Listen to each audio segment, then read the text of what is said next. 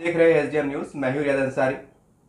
इस वक्त मैं हिशाम उस्मानी साहब के पास मौजूद हूं और तमाम महाराष्ट्र, मराठवाड़ा, औरंगाबाद में इनकी जो कारगुजारी है एक कानूनी लड़ाई को लेकर वो आप सबके सामने है।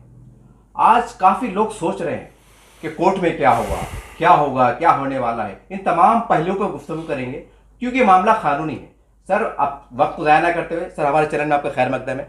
सर, आप लड़ाई लड़ रहे हैं, सबसे पहले ये बताइए कि आज तरह तरह की बातें हो रही है कि भाई हमारा मौक़िफ़ कमज़ोर है, ये सारी बातें हैं। अब कार्रवाई कहाँ तक पहुँची और आगे का इसका मरहला क्या है?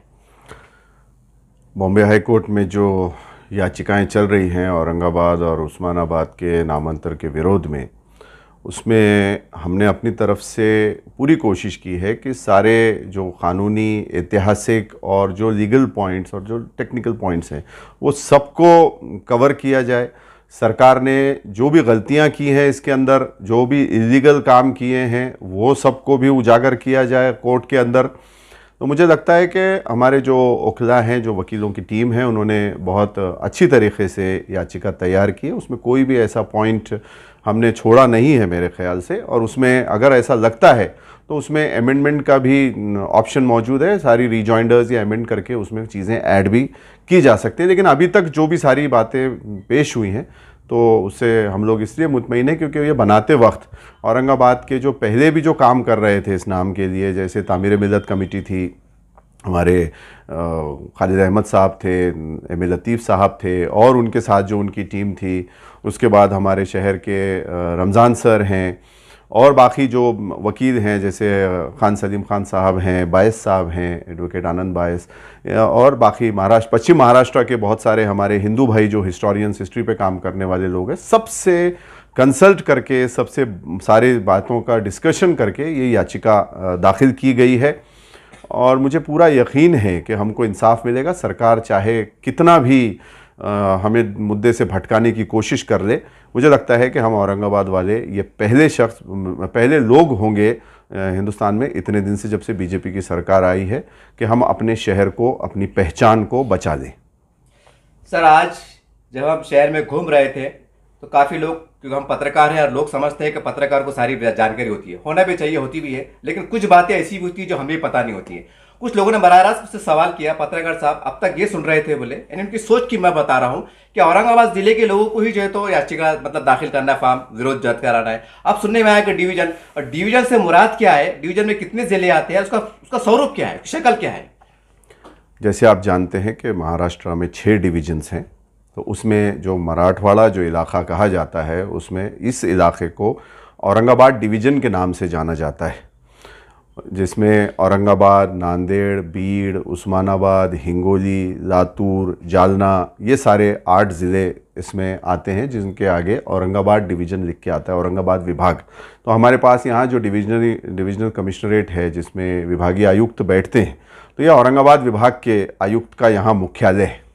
अभी सरकार ने एक नोटिफिकेशन जो पहले निकाला था, एनओसी दी थी केंद्र सरकार ने, उसमें औरंगाबाद शहर का नाम तब्दील करने की बात आई थी, लेकिन सरकार ने आनन फानन में इल्लीगली शहर का एनओसी होने के बावजूद पूरे ज़िले का नाम बदलने का एक नोटिफिकेशन निकाल दिया। वो बहुत गलत है, हमने कोर्ट में ये बात भी बताई है। पहली चीज़ तो शहर का भी नहीं तब्दील किया जा सकता। महानगर पालिका का जो ठहराव 2020 का भेजा हुआ है, उसको भी हमने चैलेंज किया कि ये भी गलत है पूरी तरीके से। जिन कानूनों का ये हवाला दे रहे हैं, एमएलआरसी जो है, महाराष्ट्र लैंड रेवेन्यू कोड 1966 का, जो सेक्शन 3 और सेक्शन 4 का जो ये हवाला दे रहे हैं, तो वो इस चीज़ के ऊपर लागू ही नहीं होता। हमारा ये भी कंटेंशन है, हमारा ये भी दावा है।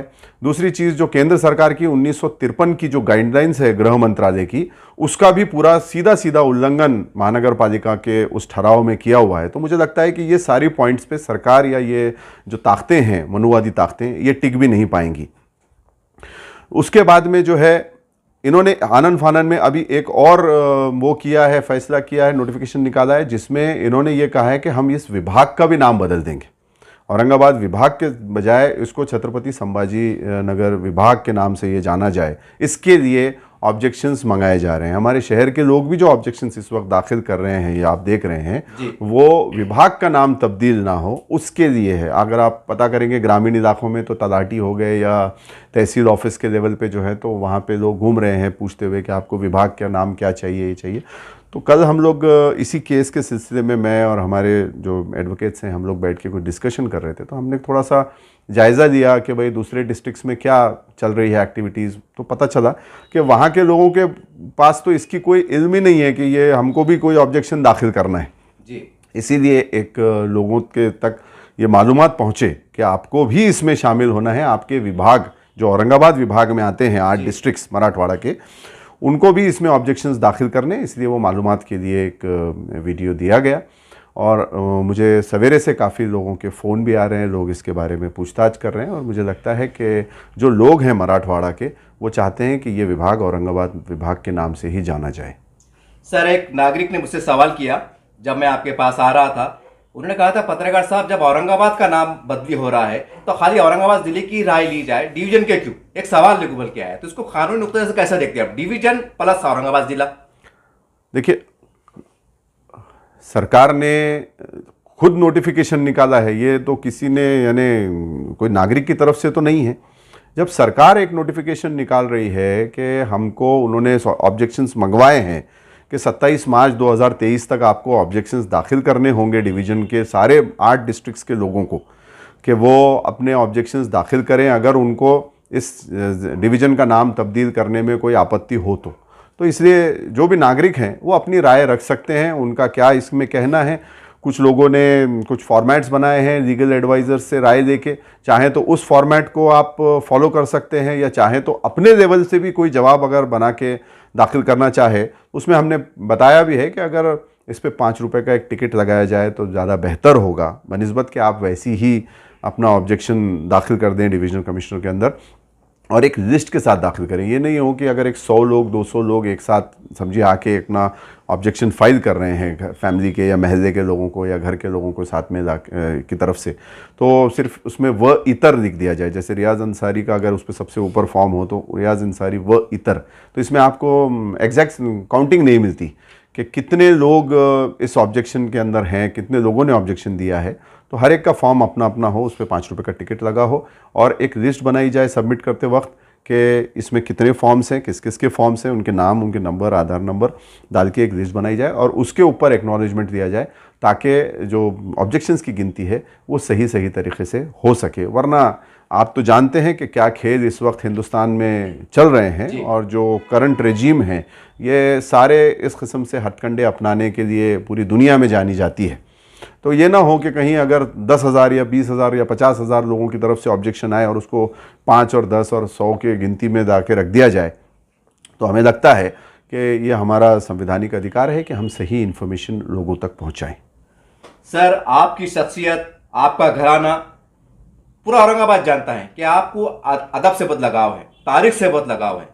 मैंने भी काफ़ी सुना है आपके बारे में, पढ़ा हूँ। मुझे ये बताइए, क्योंकि आप तारीख का काफ़ी गहरा मुताला रखते हैं, शिवाजी महाराज और औरंगजेब रहमतुल्लाह के बारे में जो बातें फैलाई जा रही है या फैलाई जाती है, तो तारीख के पस मंजर से कुछ वजाहत करेंगे ताकि एक मैसेज चला जाए?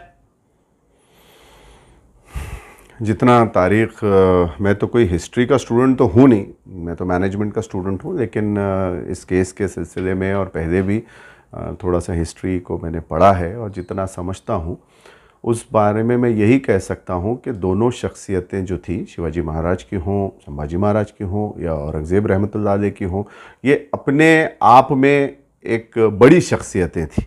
जो लोग कोई अगर शिवाजी महाराज के या संभाजी महाराज के बारे में कोई गलत बयानी कर रहे हैं, वो मेरी निगाह में बहुत गलत है। और जो लोग औरंगज़ेब रहमतुल्लाह अलैह के बारे में कुछ गलत बातें कह रहे हैं, वो भी मुझे लगता है कि वो जहालत में या जाहिलियत में ये बातें कह रहे हैं। वो लोग अगर थोड़ा पढ़ लिख लें तो मुझे नहीं लगता कि इस किस्म से बातें कर सकते, क्योंकि शिवाजी महाराज थे, इन्होंने महाराष्ट्र के अंदर एक स्वराज्य का उनका एक सपना था। मुझे लगता है कि ये एक राजकीय दोनों जो रेजीम्स रही, भोसले रेजिम और मुग़ल रेजिम, उसमें एक कन्फ्लिक्ट रहा है। इसको कहीं भी धार्मिक उससे नहीं देखा जा सकता। दूसरी चीज़ जो है, शिवाजी महाराज के पिताजी हों, वो हमेशा जी। अहमदनगर के निज़ाम और मतलब मुस्लिम जो रूलर्स हुए उनके साथ रहे। उसके बाद शिवाजी महाराज हों या संभाजी महाराज हों, शिवाजी महाराज के बारे में ज़्यादा हमको पढ़ने के लिए मिलता है, उनका रूल काफ़ी लंबा रहा। जी। तो उसमें कई मुस्लिम्स उनके साथ रहे, उनके मिलिट्री में और हर तरीक़े से उनकी गवर्नमेंट के अंदर भी। उसी तरीक़े से अगर हम औरंगज़ेब रहमतुल्लाह अलैह को देखें तो उनकी जो गवर्नमेंट रही उसमें मतलब जितने अभी तक मुग़ल शासक हुए उसमें सबसे ज़्यादा नॉन मुस्लिम्स को बड़ी बड़ी मिनिस्ट्रीज़ जो हैं वो औरंगज़ेब रहमतुल्लाह अलैह की ही गवर्नमेंट में मिली। इवन जिसमें अकबर को सबसे सेकुलर बताया जाता है हमारे मुल्क में, अकबर बादशाह को। जी। तो उनकी मिनिस्ट्री में जब मैं पढ़ रहा था, मेरे ख्याल से ये यदुनाथ सरकार की या मजुमदार साहब की किसी की किताब थी, जी। उसमें मुझे देखने में आया था कि अकबर बादशाह की रिजीम के अंदर जो है तो कुछ 23 या 27 मनसबदार कहा जाता था उस वक्त मंत्रियों को, मिनिस्टर्स को, जो गवर्नमेंट हुआ करती थी उनकी, उसमें वो गैर मुस्लिम थे, शायद राजपूत या ब्राह्मण या और समाज के लोग थे। औरंगज़ेब रहमतुल्लाह अलैह के बारे में इस खित्ते में बहुत सारी गलत अफवाहें और गलत हिस्ट्री बताई गई है। उनकी मिनिस्ट्री के अंदर लगभग 43 या 47, मैं थोड़ा सा कंफ्यूज हूँ, लेकिन 40 के ऊपर ही फिगर है, वो मनसबदार जो थे वो राजपूत और दीगर हिंदू समाज से आते थे। तो पहली चीज़ तो ये कंसेप्ट के उनको एक हिंदू विरोधी बताना ये बहुत गलत है। जो हमारे सियासतदान उल्टे सीधे बयान दे रहे हैं, मैं उनसे अदबन गुजारिश करूंगा कि आप लोग पहले जाके थोड़ा सा पढ़ दें, और अगर थोड़ा पढ़ लिख लें तो ज़्यादा अच्छा होगा, आपसे शायद कुछ अच्छे काम होंगे जनता के लिए। इस किस्म से नफ़रत फैलाना समाज में, समाजों में तेढ़ निर्माण करना, ये हमारा संविधान भी इसकी इजाज़त नहीं देता। चौथी चीज़ जो है तो एक चीज़ हिस्ट्री में हमको पढ़ने में आई, जो हमने अपनी याचिका में भी उसको शामिल किया है, कि जब संभाजी महाराज का कत्ल हुआ, वो भी जो यहाँ पे जो शिवसेना के लीडर ने जो बताया था वो पूरा गलत बताया था, उनके सुप्रीम लीडर ने, कि संभाजी महाराज को यहाँ औरंगाबाद में लाके उनको यहाँ जेल में रख के कत्ल किया गया। तो ये मैं इस बात पे बिल्कुल मुतमईन हूँ, और ये हमने पढ़ा है और हमने लगाया भी है कि औरंगज़ेब ने उनको सज़ाए मौत सुनाई थी, और उसमें सिर्फ संभाजी महाराज नहीं थे, औरंगज़ेब के बेटे भी थे, क्योंकि वो राजद्रोह का उनके ऊपर आरोप लगा था, क्योंकि उन्होंने सल्तनत के खिलाफ वो खड़े हुए थे। अब वो अपना अपना स्टैंड हो सकता है, आज भी अगर हम और आप सल्तनत के खिलाफ खड़े हो जाएं तो हमें भी राजद्रोह लग के हमें भी जो है तो सज़ाए मौत सुनाई जाएगी। तो ये सज़ाए मौत उनको सुनाई गई थी। जो हमने पढ़ा है कि औरंगज़ेब के बेटे को कहीं अफ़गानिस्तान में ले जाके उनको वहाँ पे वो सज़ाए मौत दे दी गई, क्योंकि ये मुग़ल्स के इसमें रहता था कि ख़ानदान का अगर कोई फ़र्द को सज़ाए मौत देते थे तो यहाँ नहीं देते थे, महल में बगावत हो जाती थी तो वो उसको उधर भेज देते थे पर्शिया के नाम से, और वहाँ पर ले जाके उसको एग्जीक्यूट कर दिया जाता था। संभाजी महाराज को सज़ाए मौत ज़रूर दी गई, लेकिन उनको जो कत्ल किया ये मनुवादियों ने किया। ये इसमें कई शरद पाटिल साहब की और कोकाटे साहब की सबकी किताबें मौजूद है, बड़े बड़े हिस्टोरियंस की। और वो जहाँ तक मेरी जानकारी है वो पूना में एक मुकाम है तुलापुर जी, ये वहाँ ले जाके उनको कत्ल किया गया मनुवादियों द्वारा। ये बातों पे पर्दा डाला जाता है। उसके बाद बड़े दुर्भाग्य की बात है कि उनको बड़ी बेरहमी से इन लोगों ने कत्ल किया, और उनकी जो बॉडी थी उसके कई टुकड़े करके उसको वड़ू बुद्रुक नाम एक मुकाम है जो पूना के बॉर्डर पे आता है, अहमदनगर और पूना के भीमा कोरेगांव के पास, वहाँ उनकी बॉडी को फेंक दिया था ये लोगों ने। वहाँ के महार समाज के लोगों ने उसका अंतिम संस्कार किया उनका, और उनकी समाधि जो है वो वड़ू बुद्रुक में आज भी है। आप कोई भी चाहे तो पूरी दुनिया में जाके देख सकता है कि संभाजी महाराज की जो समाधि है वो वड़ू बुद्रुक जो भीमा कोरेगांव नदी के किनारे है, वहाँ पे उनकी समाधि है। और उसी के बाजू जो महार समाज के जो बड़े आदर से नाम लिया जाता है, जिसकी मुझे लगता है कि अब वो तो हिस्ट्री का लंबा पार्ट हो जाएगा, वो समाधि भी उसी के बगल में वहाँ पे स्थित है। तो ये जो हिस्ट्री बताई जाती है कि ये सारा ये जो ड्रामे हमारे कुछ यहाँ के लोकल सियासतदान बनाते हैं और बताते हैं, ये पूरी मुझे लगता है कि ये तोड़ मरोड़ के एक कम्युनल एंगल से पॉलिटिकल मोटिव के साथ ये सारे ड्रामे और ये इतिहास को बनाया गया। इतिहास बिल्कुल इस तरीके से नहीं है। उसके बाद एक और चीज़ हमारी देखने में आई जो हमने उसमें लगाई है कि संभाजी महाराज की डेथ के बाद उनके जो 3 बेटे थे जी शाहू महाराज, माधव सिंह और अदू सिंह के नाम से आता है। उसके बाद में शिवाजी महाराज की वाइफ और संभाजी महाराज की वाइफ को औरंगज़ेब ने अपने उसमें पनाह में बुलाया। उन सबको मनसबदारी दी।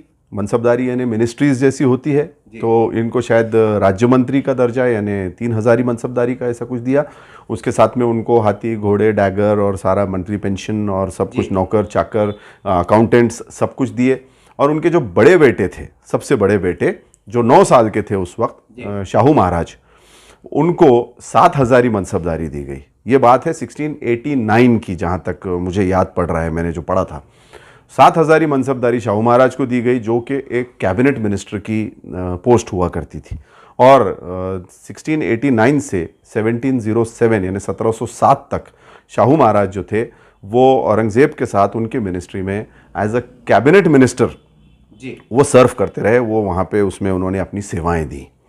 तो ये जो हिस्ट्री को जिस तरीके से बताया जाता है, जब हम इन सियासतदानों को सुनते हैं तो इनकी जहालत पर, इनकी कम पढ़े लिखे होने पर हंसी भी आती है और दुख भी होता है कि हमारी जनता किन लोगों के हाथ में पड़ चुकी है। एक ऐसा प्रदेश जिसमें वसंतराव नायक साहब हुए, विलासराव देशमुख साहब हुए, ऐसे बड़े बड़े नेता और जिन्होंने इस प्रदेश को आगे बढ़ाया, और इवन शाहू महाराज जो बाबा साहेब के साथ है, ऐसी ऐसी शख्सियतें इस महाराष्ट्र में होकर गई। लेकिन अनफॉर्चुनेटली आज हमारा प्रदेश कुछ ऐसे ऐसे लोगों के हाथ में चला गया कि मुझे लगता है कि हमारी तो पोजीशन इनके हाथ में रही तो बहुत बुरी हो जाएगी।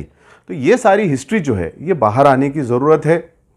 और जिस किस्म से ये बातें हो रही है ये बहुत दुख की बात है।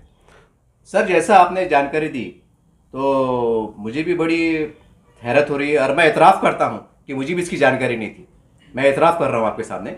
मैं ये पूछना चाह रहा हूँ आपको कि जो आपने जानकारी दी ये उर्दू किताबों के हद तक मौजूद है क्या? उनके फ़ारसी और जो रहती संस्कृत ज़बानों में मौजूद है? कि ऐसा ना हो जाए कि भाई ये उर्दू मवाद है, उर्दू शायरों ने, मुफस्सिर ने लिखी है, ये सरकारी रिकॉर्ड पे भी है क्या? इसमें से जो बहुत सारी बातें हैं वो आपको गवर्नमेंट की बुक्स में मिलेगा। इसमें जो ऑथर्स हैं उसके, ये जो मैंने आपको बताया, ये किताबें हैं कुंटे साहब की हैं, जिसको गवर्नमेंट ऑफ महाराष्ट्र ने छापा है। ये बातें यदुनाथ सरकार की किताब से हैं, जिसको गवर्नमेंट ऑफ इंडिया और गवर्नमेंट ऑफ महाराष्ट्र एंडोर्स करती है। ये बातें आपके पांडे साहब की किताब से हैं, जिसको महाराष्ट्र ने छापा है। ये बातें डॉक्टर ओम प्रकाश प्रसाद की किताब से हैं, जो बड़े बड़े हिस्टोरियंस हुए हैं। कुछ इंटरनेशनल हिस्टोरियंस ने भी हमसे इस याचिका के बनाते वक्त ताउन किया। उन्होंने भी, जो इसने न्यू जर्सी में और लंदन में इसमें जो रिसर्च किए हैं, उनसे भी हमने ये दाखिल करने से पहले संपर्क किया था। उन्होंने भी हमको अपनी तरफ से हिस्ट्री का सारा जो भी मटेरियल था वो भेजा। तो ये सारा एक ऑथेंटिक उससे है। इसमें बहुत सारी किताबें जो हैं ये गवर्नमेंट ऑफ महाराष्ट्र की ही हिस्ट्री से। अनफॉर्चुनेट ये हो गया कि इसमें सेतु माधव पगड़ी साहब की किताबों में से है, जो उन्होंने बहुत सारी बातें लिखी और जो कि गवर्नमेंट ऑफ इंडिया और गवर्नमेंट ऑफ महाराष्ट्र इसको एंडोर्स करती है पूरी बातों को। तो ये उन्हीं की किताबों से मिला है। इसमें मराठी में किताबें हैं, इसमें हिंदी में किताबें हैं, इसमें इंग्लिश में किताबें हैं, उर्दू की किताबें भी अगर उन्होंने रेफरेंस दिया है तो ये किताबें जो है आज मराठी, हिंदी और इंग्लिश में मौजूद हैं। अनफॉर्चुनेटली हम लोग पढ़ते नहीं हैं। ये उस राजा की बात, उस बादशाह की बात कर रहे हैं यहाँ पे इस इलाके के अंदर, जिस बादशाह ने कई मंदिर बनवाए। इन्होंने तोड़ने की बात की, लेकिन बहुत सारी मंदिरों को उन्होंने जागीरें दी है, उन्होंने मंदिर बनवाए। मैं ये नहीं कह रहा कि मैं किसी को 100% सही और किसी को 100% गलत नहीं कह रहा। हिस्ट्री को हिस्ट्री के नज़रिए से देखने की ज़रूरत है। हिस्ट्री के अंदर झगड़े निकाल के उससे जो है, तो आज जो समाज है उसके बीच में लड़ाई लगाने की ज़रूरत नहीं है। चाहे मैं पहले से कहता आ रहा हूँ, चाहे शिवाजी महाराज हों, संभाजी महाराज हों, औरंगज़ेब हों, मुग़ल राजे हों, टीपू सुल्तान हों, महाराणा प्रताप हों, बसोराज महाराज हों, और हमारे दीगर जो सम्राट अशोक हों, गुप्ता हों, मौर्य हों, ये सारी जो हमारी यहाँ पे पैठन के अंदर हमारे पास शालिवान राजा की बहुत बड़ी हिस्ट्री आती है। तो ये सारा हमारा इतिहास है और ये इस इतिहास पे हमको गर्व है। अगर किसी राजा का किसी राजा से कोई लड़ाई हुई होगी, चाहे वो राजपूत राजे हों या सिख राजे हों या और मराठा राजे हों या और कोई हों, तो उसको हम आज महज़्ज़ब समाज के अंदर जी उसको हम झगड़े का बायस कैसे बना सकते हैं। वो रिजीम्स अपने अपने रियासत के लिए, अपनी सत्ता के लिए लड़ी और वो चली गई। हमको तो आज जो हिंदुस्तान हमारे बुजुर्गों की वजह से मिला है, जिसमें हर समाज, हर धर्म के लोगों का खून शामिल है, जिन्होंने इस मुल्क के आज़ादी के लिए लड़ाई लड़ी, उस मुल्क को आगे ले जाना है। ना कि हम 1947 के पहले जो इंडिया जब राजाओं के बीच में बटा हुआ था, वो सारे झगड़े निकाल के हम एक दूसरे के खून के प्यासे हो जाएं। ये बहुत गलत बात है। हमको सबको, हिंदू, मुस्लिम, सिख, ईसाई, बुद्धिस्ट, पारसी, जैन, सबको मिलके एक प्लेटफॉर्म पे आना पड़ेगा और इस मुल्क को हम आगे कैसे ले जा सकें, इस बात पे ख्याल रखना पड़ेगा। क्या मंदिर था, क्या मस्जिद थी, कहाँ क्या था, किसने क्या तोड़ा और किसने क्या बनाया, इसके बारे में अगर हम झगड़ा करने लग जाएं तो सारी दुनिया, मुझे लगता है कि हम पे हंसेगी। आज जो हमारे औरंगाबाद वाले जो इस लड़ाई पे लड़ रहे हैं, तो हमको एक प्लेटफॉर्म के आके लड़ना चाहिए। ये लड़ाई एक इलाके की, एक पहचान की लड़ाई है। ये किसी हिंदू मुस्लिम, किसी मज़हब की लड़ाई नहीं है। और हमें गर्व है कि हमें एक सुनहरा इतिहास सारे यहाँ पे मिला हुआ है। अगर हम महाराष्ट्र में रह रहे हैं तो हम शिवाजी महाराज, संभाजी महाराज हों, शाहू महाराज हों, सबके जो है तो अच्छी बातें लें। इधर से जो दूसरे राजे हुए उनसे भी जो बातें हैं वो अच्छी बातें लें और अपने मुल्क को, अपने एरिया को आगे बढ़ाने लगे। हम लोग दक्कन के इलाके से आते हैं और दक्कन की हिस्ट्री बहुत तवी है, बहुत वास्ट है। तो ये जो शहर, जो औरंगाबाद जो था, ये एक कैपिटल था। जो इतनी बड़ी मुगल सल्तनत, जिसको अखंड भारत का आज जो सपना आरएसएस दिखाती है, वो अखंड भारत का वही प्लान, नक्शा है जो औरंगजेब रहमतुल्लाह अलैह के टाइम पे इंडिया का, मुगल उसका था। जी। इसमें कई कंट्रीज तक हमारी जो बाउंड्रीज थी इंडिया की, वो फैली हुई थी। बाद में ब्रिटिश आके ये सारी बाउंड्रीज हमारी टूट गई। तो एक इतनी बड़ी क्या कहेंगे आपको, बादशाहत का डेक्कन कैपिटल हमारे शहर को मिला हुआ था, जहाँ यहाँ पे आज अजंता एलोरा जैसी इतनी है वर्ल्ड हेरिटेज साइट आपके पास मौजूद है, इतने टूरिज्म प्लेसेस आपके पास, इंपॉर्टेंट टूरिज्म आपके पास मौजूद है। ये सारी चीज़ों का हमको गर्व करके हमको आगे चलना चाहिए, ना कि हम सिर्फ हिंदू मुस्लिम और ये सारे झगड़ों में निपट जाएं और ऐसे जाहिल पॉलिटिशियंस की बातों में आके हम कोई एक दूसरे से नफरत करने लगे। ये बहुत दुख की बात है। सर, अभी आपने कहा कि औरंगजेब रहमतुल्लाह अलैह ने मंदिरों को जागीरें दी। मैं बहुत खुल के पूछ रहा हूँ, ये ऐसा तो नहीं कि उर्दू किताबों तक महदूद है, ये इसकी कोई पुरावे सनद है? जैसा आपने तारीख का मुताला किया, जैसा फारसी में, उनकी जो भी संस्कृत में कोई ऐसा पुख्ता कल को अगर मान लीजिए कोई हमारे हिंदू भाई या कोर्ट ने सवाल किया कि बताइए कहाँ है सनद, तो है ऐसा कुछ पुरावा है? बहुत सारी पुरावे मौजूद हैं। हमने जो कोर्ट में अपनी याचिका में भी लगाया है, उसके अंदर भी हमने सारे किताबों का रेफरेंस हवाला दिया है कि ये हम कह रहे हैं तो हमने कौन सी किताब से, किस हिस्टोरियन से उससे लिया है, रेफरेंस से लिया है। सारे रेफरेंसेस मौजूद हैं, हिंदी में, मराठी में, महाराष्ट्र सरकार की किताबों के अंदर भी आपको सारी हिस्ट्री मिल जाएगी। ऐसी भी कुछ चीज़ें थी जो थोड़ी कंट्रोवर्शियल लग रही थी, तो उस वक्त की हिस्ट्री के हिसाब से वो थी, हमने उसको बिल्कुल भी अपने याचिका में नहीं लिया, क्योंकि किसी का भी दिल दुखाना हमारा कोई मकसद नहीं था। हमारा ये मकसद है कि हिस्ट्री को हिस्ट्री की तरीके से लिया जाए और इसको जाति और धर्म के बीच में तेढ़ निर्माण करने के एक हथियार के तौर पे ना लिया जाए। सर, आज ये आखिरी सवाल, आज औरंगाबाद शहर में हमने देखे 2 दिन पहले के अंदर कि एक तरफ धरना मोर्चा चल रहा है और एक तरफ कुछ पार्टियों की जानिब से जो है तो औरंगजेब रहमतुल्लाह अलैह एक फ़ोटो को जलाया गया, उसमें खाजा साहब की फ़ोटो को भी जलाया गया। ये पहलू, और एक तरफ जो है तो कानूनी लड़ाई चल रही है। ये दोनों पस मंजर को, दोनों हालात कैसे देखते हैं आप? मैं सभी लोगों से अपनी तरफ से एक शहर का नागरिक होने के नाते ये अपील करूंगा कि ऐसी कोई जहालत की हरकत ना हो। हम एक दक्कन के एक ऐसे इलाके से आते हैं जहाँ से कई तहजीबों का जिसका जन्म हुआ है। यहाँ पे मराठी के भी बड़े साहित्यकार हुए हैं। यहाँ पे बाबा उर्दू जो मौलवी अब्दुल हक साहब का भी इसमें यहाँ पे वो है। ऐसे ऐसे यहाँ से किताबें छपी हैं, ऐसे ऐसे बड़े बड़े लोग यहाँ हुए हैं। तो एक महज़िब और अच्छे शहर से हम आते हैं। इस किस्म से जाहिल हरकतें करना ये गलत बात है। जो अगर कोई ये कह रहा है कि किसी की ख़बर को ये कर दो, तो ये कोई महज़िब हरकत नहीं है। एक इतने बड़े बादशाह का बारे में ये कहना, क्योंकि वो भी जो है वो हिंदुस्तान में ही पैदा हुए थे, गुजरात में उनका पैदाइश हुई थी और वो हिंदुस्तान में ही वो दफन हुए। वो ना कहीं से बाहर से आए थे, ना कुछ बाहर दे के गए। उन्होंने जो कुछ कमाया या जो भी उन्होंने किया वो यहाँ की जनता पे ही उन्होंने वो निछावर किया। उनके बारे में अगर आप उनके कैरेक्टर को देखेंगे, ठीक है, पॉलिटिकल जो एक रेजिम्स के बीच में जो भी कन्फ्लिक्ट हुआ हो वो एक अलग पार्ट है, लेकिन बाद का जो आप कैरेक्टर देखेंगे, जैसे मैंने आपको शाहू महाराज के बारे में जो बताया, तो शाहू महाराज की मैं जहाँ तक जानकारी है उनकी शादी भी औरंगज़ेब के उसमें ही हुई, और वो कोई मुस्लिम रानी से नहीं हुई थी। जो ये लोग इल्ज़ाम लगाते हैं कि वो कन्वर्ट चिन्ह और ये वो सब बातें, उनकी 2 शादियाँ औरंगज़ेब की सरपरस्ती में हुई, और एक शायद मेरी जहाँ तक जानकारी है मराठा रानी थी, एक राजपूत रानी थी। और 18 साल जैसे मैंने बताया कि शाहू महाराज ने औरंगज़ेब के साथ जो है एज अ कैबिनेट मिनिस्टर काम किया, उसके अंदर मनसबदार के तौर पे 7 हज़ारी।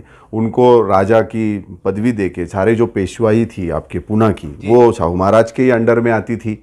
तो ये एक इलाके की लड़ाई थी, ये कोई भी ऐसी रिलीजियस की लड़ाई बिल्कुल नहीं थी। एज अ कैबिनेट मिनिस्टर जो कहते हैं आज के दौर से अगर बात करें, 7 हज़ारी मनसबदारी के अंदर शाहू महाराज ने उनके साथ काम किया है। उसके बाद उनकी 2 शादियां भी उसी में उसी औरंगज़ेब रहमतुल्लाह अलैह की सरपरस्ती में हुई, और उनको राजा की जो पदवी थी या जो मुकाम था वो औरंगज़ेब रहमतुल्लाह अलैह की तरफ से ही दिया गया। और बाद में उनकी डेथ के बाद, औरंगज़ेब रहमतुल्लाह अलैह की डेथ के बाद जो है वो मुग़ल आर्मी की ही एक टुकड़ी देके उन्होंने अपनी एक गद्दी, जिसमें वो फैमिली कन्फ्लिक्ट हुआ था कोल्हापुर और सातारे की गद्दी का, तो उन्होंने एक गद्दी अपनी हासिल की, सातारे की गद्दी, जिसमें आज उदयनराजे भोसले का जो परिवार है वो संभाजी महाराज के परिवार से आते हैं। दूसरा तारा रानी का जो परिवार था वो कोल्हापुर की गद्दी है, जिसमें आज पूना में जो संभाजी महाराज रहते हैं वो उस गद्दी से आते हैं। तो ये, अच्छा इसमें एक और मज़े की बात, ये कभी देखने में कहीं हिस्ट्री में नहीं आया कि ना कभी शिवाजी महाराज की तरफ से, ना कभी संभाजी महाराज की तरफ से, ना कभी शाहू महाराज की तरफ से, ना कभी संभाजी महाराज के परिवार की तरफ से, ना कभी तारा रानी का जो उनकी एक्सटेंडेड फैमिली थी उनकी तरफ से कोई डिमांड इस खित्ते के लिए नहीं उठी। ये जो भी लड़ाई थी वो उस वक्त शिवाजी महाराज और मुग़ल सल्तनत में जो हुई, तो वो पश्चिम महाराष्ट्र के पूना, अहमदनगर वो साइड के लिए चल रही थी। औरंगाबाद ये जो शहर था इसके लिए कभी कोई जंग नहीं हुई, इसके लिए कभी कोई कन्फ्लिक्ट नहीं हुआ इन 2 रेजिम्स के बीच में। अननेसेसरी हमारे शहर को एक बैटलफील्ड, एक बैटल ग्राउंड बना के पॉलिटिकल पार्टियों ने रख दिया है। ये सारा झूठ इन्होंने यहाँ के पसेरा, और उसके आधार के ऊपर ये अपनी सियासी रोटियां सेक रहे हैं। सर एक सवाल जाते इधर जहन में आ गया सर, आज शहर में इस बात के बहुत चर्चे चल रहे हैं कि जब एनआरसी का मुद्दा आया था और किसान आंदोलन का मुद्दा आया था, तो लोग कह रहे हैं कि जैसा आप पता है कानूनी लड़ाई का मतलब, काफ़ी लोग कह रहे हैं कि कानूनी लड़ाई है और धरने मोर्चे से कुछ होने वाला नहीं है। और औरंगाबाद खादा साहब का कहना है कि जब किसान आंदोलन हुआ था, सारे एनआरसी का मसला हुआ था, कि शाहीन बाग सजे थे, तो उसकी ताकत थी, जन आंदोलन की ताकत थी, गवर्नमेंट को झुकना पड़ा। तो ये एक तरफ ये पहलू आ रहा है और एक तरफ कानूनी पहलू आ रहा है, तो क्या सही है क्या गलत है, क्या दोनों सही है? डेमोक्रेसी के अंदर जनता की बात होती है और जनता का सब फैसला सबसे बड़ा माना जाता है, लेकिन डेमोक्रेसी रन होती है क़ानून से। तो हमको डॉक्टर बाबा साहेब अम्बेडकर के बनाए हुए संविधान पर पूरा यकीन रखते हुए, हमारी न्यायपालिका के पर पूरा भरोसा रखते हुए हमें न्यायिक लड़ाई लड़नी चाहिए जहाँ से ये फैसला आएगा। जनता को लोकतंत्र के अंदर अपना विरोध दर्शाने का, किसी भी हेल्दी लोकतंत्र के अंदर पूरा अधिकार है। वो भी मुझे लगता है कि अगर हम अपना अधिकार का इस्तेमाल कर रहे हैं तो कोई गलत नहीं है, हमें अपना विरोध भी दर्ज कराना चाहिए, लेकिन साथ साथ इस बात का भी पूरा ख्याल रखना चाहिए कि हम कहीं ऐसा कोई कदम ना उठा दें जिससे कि कहीं माहौल ख़राब हो या कहीं समाज में तेढ़ निर्माण हो। मुझे पूरा यकीन है औरंगाबाद के लोग बहुत, हमारे जो भाई लोग हैं वो बहुत समझदार हैं और इंशाल्लाह ऐसी कोई बात नहीं होगी। हमेशा कोशिश ये करनी चाहिए कि हिंदू, मुस्लिम, सिख, दलित, बुद्धिस्ट, ईसाई सबको मिल के ये प्रोटेस्ट जो है वो करना चाहिए और सरकार तक, अदालतों तक, जो भी मीडिया के ज़रिए बात पहुंचानी है उसको पहुंचाएं। लेकिन जो एक आपसी सौहार्द है जी, उसको बिल्कुल बिगड़ने नहीं देना चाहिए, क्योंकि ये लड़ाई आज है, कल ख़त्म हो जाएगी।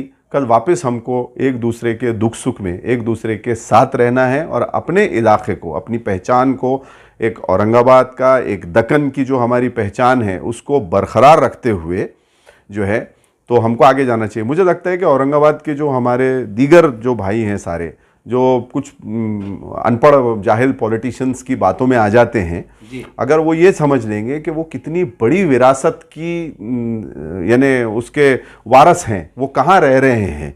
ये इलाका जो था, ये पूरी, मैं जैसे आपको बताया कि इतनी बड़ी मुग़ल सल्तनत के दक्कन का कैपिटल था जी, जहाँ बहुत सारे हिस्टोरिकल इंसिडेंट्स हुए हैं। तो इतनी बड़ी एक इलाकाई पहचान को, 400 साल पुरानी इलाकाई पहचान को खो देना, मुझे लगता है कि ये हमारे लिए बहुत बड़ा लॉस होगा और हमको ये बिल्कुल भी बर्दाश्त नहीं करनी चाहिए। जो हमारे या महाराष्ट्र के राजे हुए हैं उनको हम पूरा सम्मान करते हैं और आगे भी उनके सम्मान के लिए अगर हमारे जो बाकी के कुछ भाई हैं वो चाहते हैं कि हम कुछ इसके अंदर आगे करें, तो हम बिल्कुल शाना बशाना, कंधा से कंधा लगा के उनके साथ खड़े हैं। लेकिन हमारा ये मानना है कि एक हिस्ट्री के कैरेक्टर को दूसरी के हिस्ट्री के कैरेक्टर के सामने लड़ाना नहीं चाहिए। हिस्ट्री को हिस्ट्री में रखना चाहिए। जो संस्कृति या जो कौमें या जो इलाके अपनी हिस्ट्री को सजो के रखते हैं वो मुस्तकबिल में भी आगे जाते हैं। लेकिन अक्सर ये देखने में आता है जलसों में, जुलूस में, या बहुत से जो लोग आरोप लगाते हैं कि औरंगजेब एक बादशाह जालिम था जिन्होंने अपने बाप को नहीं बख्शा, अपनी औलाद को नहीं बख्शा, बहुत सी बातें यानी कि जेल में डाला, कैद में डाला, इस तरह के खुलेआम करते हैं। तो फिर वो जो अपने बाप को नहीं पकड़ सकता तो आम लोगों पे क्या रहम करेगा? इस तरह की बातें होती, सुनने को मिलती, क्या कहेंगे इसके पर आप? देखिए, मैं औरंगजेब रहमतुल्लाह अलैह का कोई वकील तो नहीं है, लेकिन एक शहर के नागरिक के तौर पे मुझे भी उत्सुकता थी। मैंने भी कुछ किताबें उनके बारे में पढ़ी, तो कुछ हिस्टोरियंस के पढ़ने के बाद मुझे ये समझ आया कि मुग़ल जो है वो अपने बच्चों में वारिस डिक्लेयर नहीं करते थे। ये वली अहद होगा मेरा या यही तख्त पे बैठेगा। उनके पास एक कहावत थी जो मेरे पढ़ने में आई कि वो कहते थे कि या तख्त या ताबूत जी, यानी या तो हम तख्त पे बैठेंगे या फिर हम मौत को गले लगाएंगे जी। तो जो प्रिंस हुआ करते थे, राजकुमार, इन लोगों में जंग हुआ करती थी और जो जीतता था वो बादशाह बना करता था। ये उनका इनहेरिटेंस का एक तरीका रहा है जी। तो औरंगजेब ने अगर समझो उसमें अपने भाइयों से कन्फ्लिक्ट किया तो ये कोई पहली बार नहीं हुआ। मुगल राजकुमारों में ये चीज़ रही है हमेशा। और दूसरी चीज़ जो है, जो उनके वालिद थे शाहजहां, उनका झुकाव जो था वो अपने एक बेटे दाराशिकों की तरफ था। उसमें ये देखने में आया कि जब ये औरंगजेब को अक्सर जो है तो कभी कंधार, कभी ऐसे डिफिकल्ट एरियाज का उनको गवर्नर बनाया जाता था, उनको दिल्ली की पॉलिटिक्स से दूर रखा गया जी। फिर बाद में एक चीज और हुई कि उनके खिलाफ एक बड़ी साजिश जो है उनके वालिद और उनके भाई ने रची थी, जिसमें कि शायद उनको ये एक हिस्ट्री में मैंने देखा कि ये उनके ही मौत का मंसूबा बनाया था, उनको ही कत्ल करने का एक मंसूबा बनाया था। इसके उसमें मुझे जो देखने में आया कि उसमें नाराज होके उन्होंने अपने भाई को जो है जो भी उसको अंजाम तक पहुंचाया और वालिद को जो है वो नजरबंद कर दिया। ये जो कुछ हमारे जाहिल पॉलिटिशियंस कहते हैं कि उन्होंने कत्ल किया, तो उन्होंने अपने वालिद को कत्ल नहीं किया, उनको नजर कैद कर दिया था महल के अंदर कि अब आप बाहर ना निकल पाए। उसके पीछे जब मैं आगरा गया तो मुझे एक हिस्ट्री और देखने को मिली कि जिस वक्त शाहजहां ने सफेद मार्बल का जो ताजमहल बनवाया तो उसमें बहुत खर्च हुआ। औरंगजेब ये बेवजह जो खर्च करने के खिलाफ थे, वो इस्लामिक उस पर बिलीव करते थे, तो उससे वो नाराज हुए थे कि बादशाह ने सरकारी खजाने से बहुत ज्यादा खर्च कर दिया जी। और बाद में बादशाह खुद के लिए एक ब्लैक मार्बल का, काले मार्बल का ताज अपने लिए एक मकबरा बनवाना चाहते थे। अगर आप आगरा जाएं और वहां पे जाके देखें तो आपको वहां के गाइड्स बताएंगे कि ये सामने जो आप ताजमहल है वो यमुना के उस पार ब्लैक मार्बल का जो मकबरा बनने वाला था उसका फाउंडेशन भी पूरा तैयार आज भी है वहां पे। अगर वो ब्लैक मार्बल का मकबरा बनता तो शायद मुझे लगता है कि जो सल्तनत थी जी वो पूरी दिवालिया हो जाती। औरंगजेब का मानना था कि ये जो पैसा है ये जनता का पैसा है, बैतुल माल जिसको आज हम कहते हैं, सरकारी खजाने से, इसीलिए वो अपनी खुद की अखराजात या जीवन जीने के लिए टोपियां सीना और कुरान लिख कर उसको फरोख्त करके वो अपनी ज़िंदगी जिया करते थे। तो ये एक बात निकल के आती है कि इसीलिए उन्होंने अपने वालिद को जो है कैद करके सत्ता अपने हाथ में ले ली, ताकि कहीं जो सल्तनत है वो दिवालिया ना हो जाए, और भाई का जो भी अंजाम हुआ वो उनको तख्त के लिए पहुंचने के लिए था।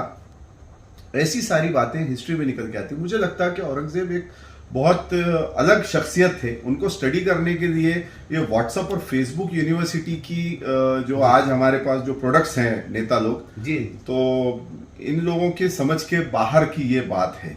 अगर महज़िब तरीके से ये लोग पढ़ाई करेंगे तो ये औरंगजेब को समझ पाएंगे, ऐसा मुझे लगता है।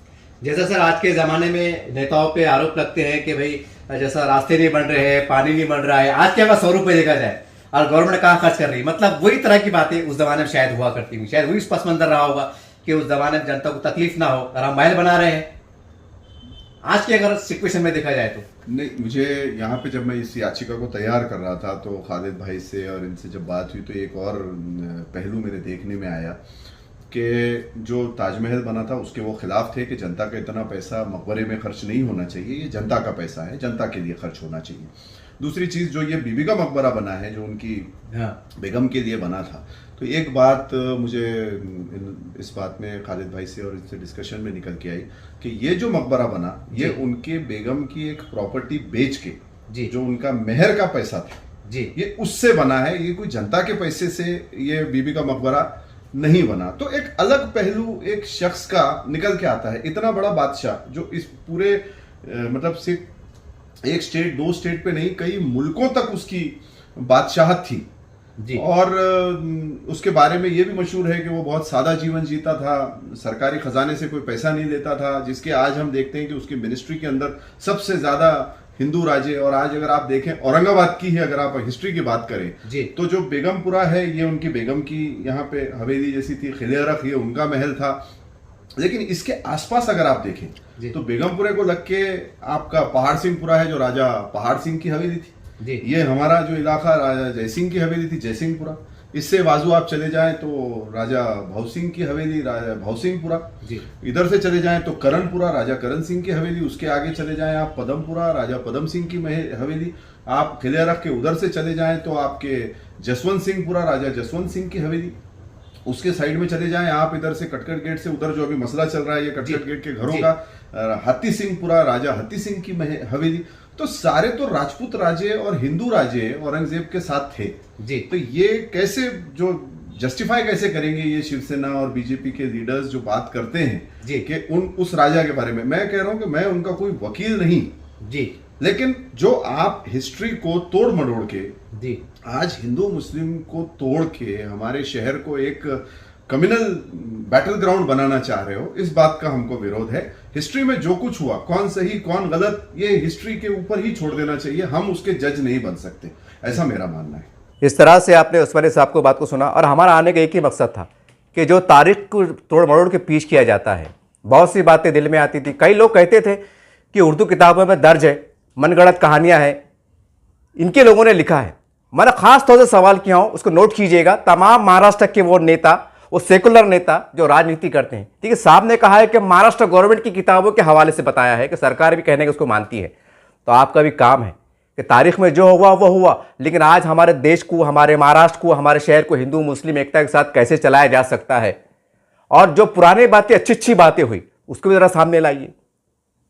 सारी बात जैसे साहब ने बताया कि उनकी जो फैमिलीज को कैबिनेट मंत्री आज के दौर में, कल्पना कीजिए आज हमारे एकता को, भाईचारे को, एक ही मकसद है हमारा। हम तो तलमला के जो बोल रहे हैं कि आज शहर को, एकता को बचाना है, महाराष्ट्र की हिंदू मुस्लिम एकता को बचाना है, विरासत को बचाना है और आगे बढ़ना है। याद रखिए, इस तरह के जो हालात हो रहे हैं, हमारा देश बहुत बड़ा है, हिंदू क्या, मुसलमान क्या, सिख क्या, ईसाई क्या, सबका खून कहाँ है। देखिए जो फांसी पे चढ़ रहे थे, जिनका खून बह रहा था, उनको पता भी नहीं हुआ हमारे बच्चों को नौकरियां मिलेंगी कि क्या मिलेगा, राजनीति मिलेगी, सोचा भी नहीं था। एक ही सपना था कि मेरा भारत आज़ाद हो जाए, मेरा भारत आज़ाद हो जाए, यहाँ के लोग सुख शांति में आ जाए, उनकी कुर्बानियां, उनका खून पानी की तरह बहाए। और आज हम क्या कर रहे हैं, जरा सोचिए, सोते वक्त जरा सोचिए हम कहां जा रहे हैं। मैं तमाम नेताओं से कह रहा हूं, जरा सोचिए, थोड़े से मफाद के लिए जो सच है उसको सामने लाइए, दिल को बड़ा कीजिए, क्योंकि हमको देश को बचाना है, यह समय की जरूरत है।